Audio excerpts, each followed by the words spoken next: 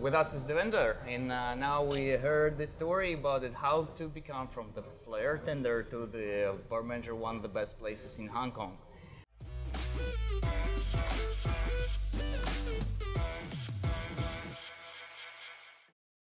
And the first question is, where you are originally from? I'm originally from north of India. So I born and raised in New Delhi, and that's where I study as well, and started to work as a mechanic to begin with, because the schooling didn't really work for me, so I left school and started to work as a mechanic, motor mechanic, and for about 6 months or so, and that was quite a bit hard, and you working long hours for nothing perhaps. And then I moved from there to learn flair, because one of my cousin was working in he started his company called True Master, which was a freelancing company. Yep. So they basically do events, etc.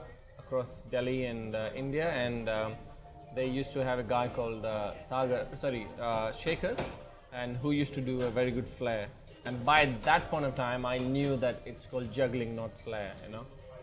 So I thought maybe why not we learn something. So my mom pushed me to learn something, because my mom is like, if you're not good in studies, at least might as well learn something at least, you know, what are you going to do otherwise? So I went to learn a little bit, and then I started liking it.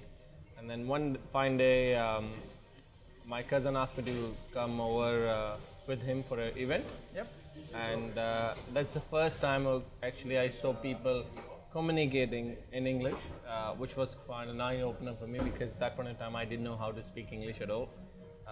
So then I was like, okay, I think it's a wonderful thing, and be around with the people who are who speak like this, and learn something that is quite great, and that's how I kind of fall into the bartending scenario big time.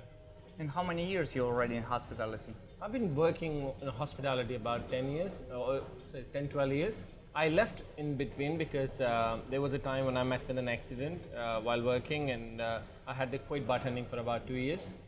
So I started working in an institute where we kind of teaching flair bartending, but I wasn't in operation like at all. So if we skip that one, then about 10 years. Otherwise, in total is about 12 years. It's nice, and I saw this a lot of the places in the different points of the world. When you start to travel? Well, the traveling part of it is like about 5 years, I'd say. But then my first travel was in Italy in 2009, when I went for a Bacardi Martini Grand Prix. It was a cocktail and flair competition. So you can take actually, there were two sections. There's a flair category, there's a cocktail category, and then depending on which one you want to take part in. So I was good in flair back then, and I thought maybe I will take a flair category part, and then it worked well. So I won the national championship in India, and then I went to Italy for the first time, ever, you know, outside of India, and did well in the flair category in Italy, came 5th in the world. And then when I came back, I was like, okay, now India is done. Also, you've seen the flair thing on the world level. What else? And then I started working in a bar called Rick's, which was in the Taj Mahal Hotel, New Delhi. And I worked with a guy called Maxime Gravel, and he actually made me understand why the liquid is so important in the glass. And since then, I started focusing more on the flavor profile of the drink or a cocktail in general than anything else. The next step was do you work in Dubai? I did not, unfortunately, but I have been to Dubai because I have some of my friends over there, and I just wanted to see the culture and what it takes to be there, and how the bartending culture over there. So I visited Dubai for about 5-6 days to see some bars, and I've always heard about Zuma, for example, so I wanted to visit and see some of the other places also that are doing great there.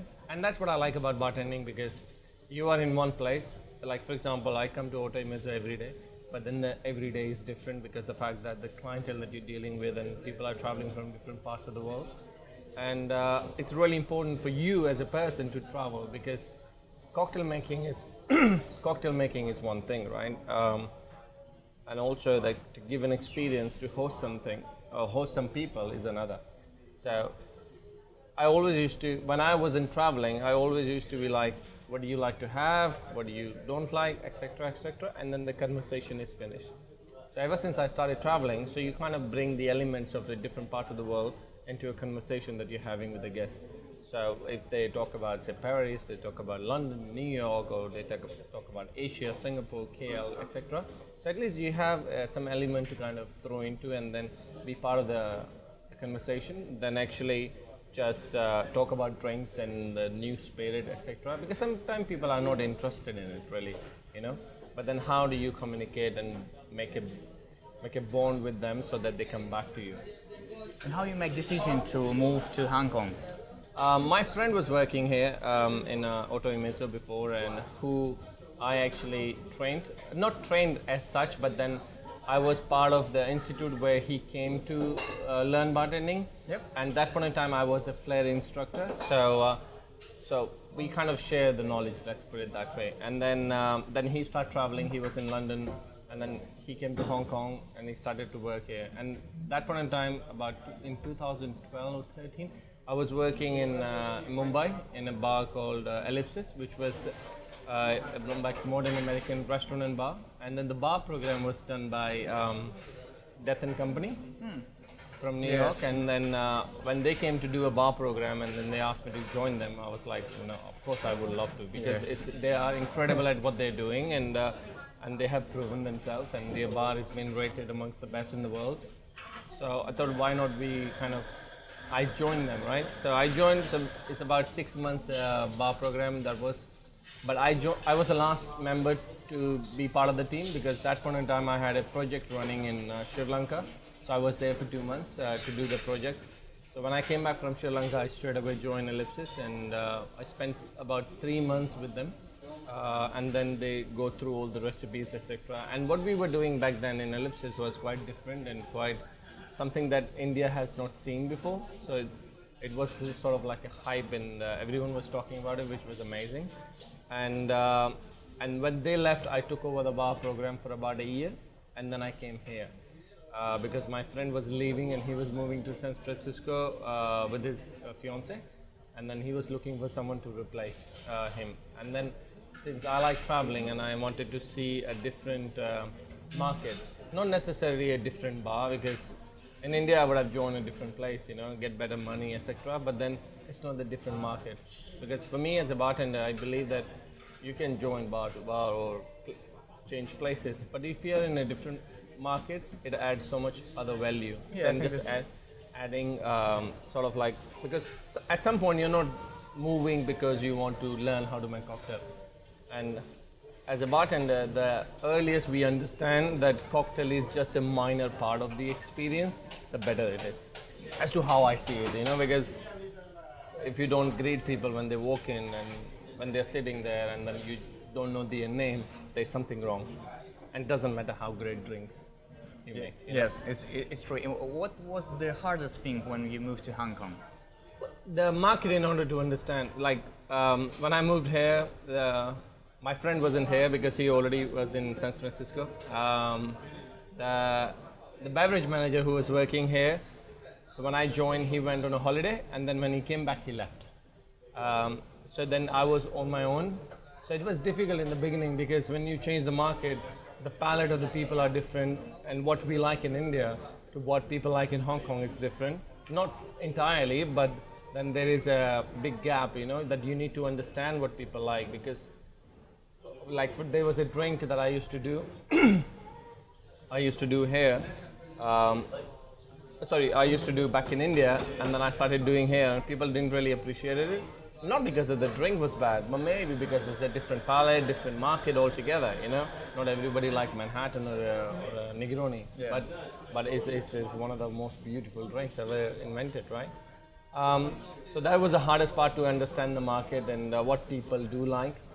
When I was working here, my drinks came back, for example, you know, in the beginning, because I couldn't understand what people are liking. And I was a bit shy as well, like I wasn't talking as much as I should have in order to understand what people like, rather than just to give them the menu. So slowly and gradually I started to go into different bars to see what people are ordering, what is in the menu, kind of research, you know, and then slowly amending my own recipes, what I used to do back in India, what I learned from Ellipsis, and what I developed by myself. And then slowly and gradually everything came together. That's cool. And if the cocktail is just small part of the customer experience, what are the next ingredients? See, the cocktail is like, for me, how I see it, is the last part. So when I say it's the last part, what I mean is like when the people walk in, for example, it's important to greet them, make them sit, make them feel comfortable. And it starts from the serving a glass of water, you know, it's your approach towards it and anticipate what mood they are in for. It's a very common thing, like if they're wearing a lot of clothes, you don't want to give them a cold water just to get an understanding, right? Maybe you want to offer it, or you would like to have a warm water or room temperature, something like that, right? To get an understanding. And then it starts by just asking them what they would like rather than just assuming them what they would like, you know. So from there, then you understand, you started to talk and understand, and then you come to the point where you are about to make a drink. Because you're making a drink in the end, not in the beginning straight away. Straight away is when you're trying to understand who they are, what they do, where they're from, etc. Or someone recommended them this place. And you can figure out by just observing it a little bit when they're sitting down, you know. So all these things, that little detail that matters in an experience, and the fact that you remember their name and who they are, or if they are related to someone, you know, these little things I believe it's really, really important. And every day,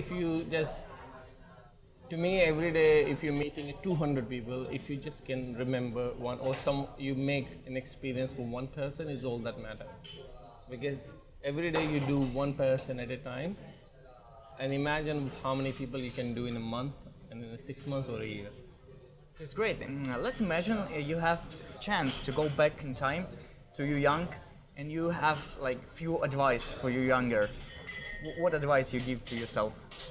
Yeah, I think I should have traveled a bit more earlier, and I should have maybe spent a little bit more time in school. Because I left school at the very early age, about 14-year-old when I was. I think if I would have spent a little bit more time to kind of understand better, would have been nice. However, I'm not, I'm happy with whatever I've done, whatever this industry has led me to, and the places I've explored. But if I go back in time, then I think maybe I could have spent a little bit more time in school to kind of understand, study better, and listen to my mom. Yeah, that's cool. And what's your favorite ingredient? I like working with gin. For example, is one of my favorite spirit to work with. In terms of the ginger is one of the ingredients that I quite like. I think it's quite versatile. In terms of it adds sweetness, but at the same time it can add its little spiciness to it. So I think ginger is one of the favorite ingredients, and then spirit-wise, gin. Your favorite book? It can be not a bartender book, just... My favorite book is, I haven't finished yet, but it's someone that is quite inspiring. It's Leaders Eat Last.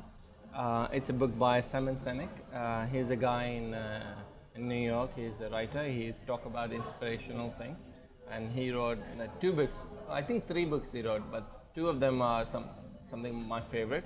The first one he wrote was the Start With Why, where he talked about like you have to understand why in order to understand things in general. If you don't understand why, you understand nothing, you know.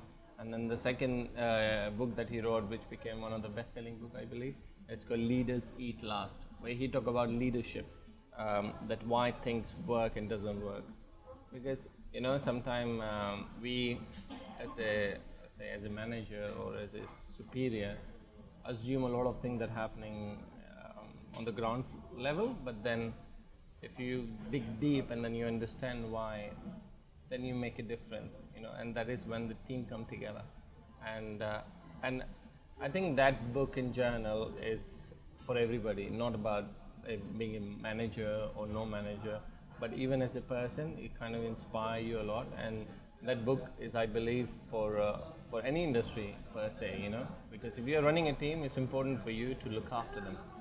And in that book, and I saw his interviews online, and in that book he talked about that sometimes if the junior staff, for example, is afraid of you, so he's spending a lot of time to make sure that he's not hurt by you than spending time to improvise something or develop something, you know, which he should as a person, right? He's your staff, he should do what you're asking him, but because he's scared of you, so he's spending more time kind of saving himself by you than actually spending time to develop something or kind of, you know, or change things around.